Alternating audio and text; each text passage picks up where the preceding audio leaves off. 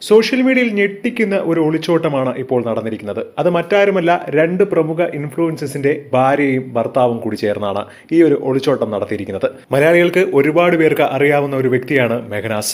മെഹനയും റിഫയും തമ്മിലുള്ള ആ ഒരു പ്രണയബന്ധവും അവരുടെ ജീവിതവും ഒക്കെ മലയാളികൾ കണ്ടതാണ്.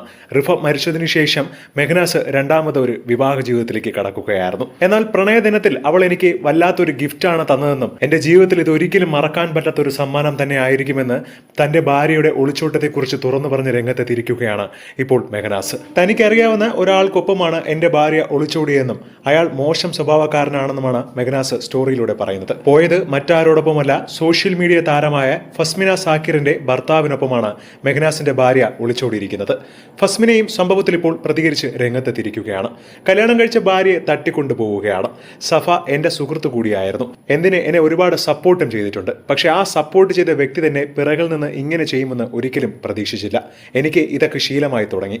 മെഹനാസ് രാവിലെ ഈ സംഭവം വിളിച്ചു പറഞ്ഞ് കുറെ കരയുകയായിരുന്നു. അവന്റെ കാര്യത്തിൽ സത്യം പറഞ്ഞാൽ എനിക്ക് വിഷമം തോന്നുന്നു. കല്യാണം കഴിഞ്ഞവർ സൂക്ഷിക്കുക എന്നും ഇങ്ങനെ തട്ടിക്കൊണ്ടു പോകാൻ സാധ്യതയുണ്ട് എന്ന് പറഞ്ഞുകൊണ്ട് ഫസ്മിന സാക്കിറയും ഇപ്പോൾ സോഷ്യൽ മീഡിയയിൽ പോസ്റ്റ് പങ്കുവച്ച് രംഗത്തെത്തിയിരുന്നു. ഇരുവരുടെയും ഭാര്യയും ഭർത്താവും ഒളിച്ചോടിയ വാർത്ത ഇതിനോടകം തന്നെ സോഷ്യൽ മീഡിയയിലടക്കം ഏറെ ശ്രദ്ധ നേടുകയാണ്.